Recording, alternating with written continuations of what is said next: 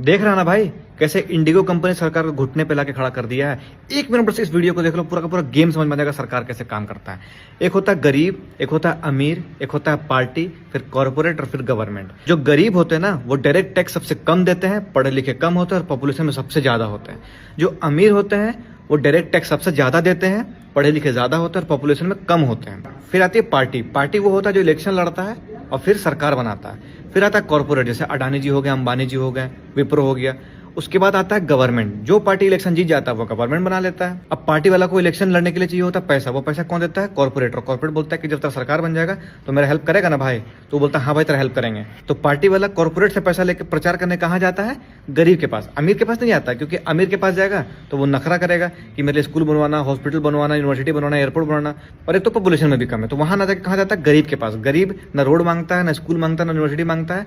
उसको बस 5 किलो चावल दे दो या 10,000 रुपये अकाउंट में भेज दो, या तो फिर धर्म या जाति के नाम पे लड़वा दो, वो वोट देने लग जाता है। पार्टी वाला कॉर्पोरेट से चंदा लेता है प्रचार करने के लिए, गरीब से वोट लेता है और अमीरों से डायरेक्ट टैक्स लेता है। पार्टी वाला को इलेक्शन लड़ने के लिए कॉर्पोरेट की जरूरत पड़ती है, सरकार बनाने के लिए गरीब की जरूरत पड़ती है और सरकार चलाने के लिए अमीर की जरूरत पड़ती है, क्योंकि अमीर टैक्स देता है। अब सरकार बनते ही सबसे पहले लात मारती है गरीबों को, क्योंकि उनका तो कोई काम ही नहीं है, 5 साल बाद काम पड़ेगा। फिर इग्नोर करती है अमीरों को। क्यों? क्योंकि वो वोट बैंक नहीं है और टैक्स का क्या, टैक्स तो ले ही लेंगे। फिर आता है कॉर्पोरेट, बोलता है भाई इलेक्शन में हेल्प किए थे ना, मेरे लिए तो काम कर। तो वो बोलता है हाँ भाई हाँ, बता क्या करना है, मेरे लिए ऐसा पॉलिसी बनाओ कि मेरा मार्केट में मेरा ही दबदबा बन जाए। तो सरकार फिर ऐसा फेवरेबल पॉलिसीज बनाती है कि उस कंपनी का पूरा मार्केट में कब्जा हो जाता है। जैसे जियो हो गया, एयरटेल हो गया, एग्जाम्पल दे रहे हैं। ऐसा कोई बंदा नहीं होगा जिसके पास एयरटेल या जियो का सिम नहीं होगा, और बाकी सब खत्म हो गया, एयरसेल, टाटा डोकोमो। और इसके वजह से जो कंपनी है, कॉर्पोरेट है, उसका पूरा मार्केट में पकड़ बन जाता है, मोनोपोली हो जाता है। अब लोग के भाषा में वही कहानी है कि power corrupts and absolute power corrupts absolutely. Company वाले हैं वो तो पावरफुल बन गए हैं, उनका मार्केट है, पूरा कब्जा है। तो सरकार सोचती है कि चलो एक रूल ले आते हैं कि भाई सुनो, इससे बेसी तुम अपना रिचार्ज का रेट मत बढ़ाना, कि भाई ये सब हम नहीं मानेंगे। तो सरकार बोला, क्या बोला?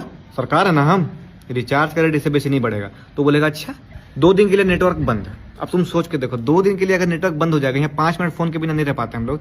2 दिन अगर नेट काम नहीं करेगा, कॉल काम नहीं करेगा, पूरा रोड में हाहाकार मच जाएगा, पूरा केओस क्रिएट हो जाएगा और सरकार पे दबाव बन जाएगा।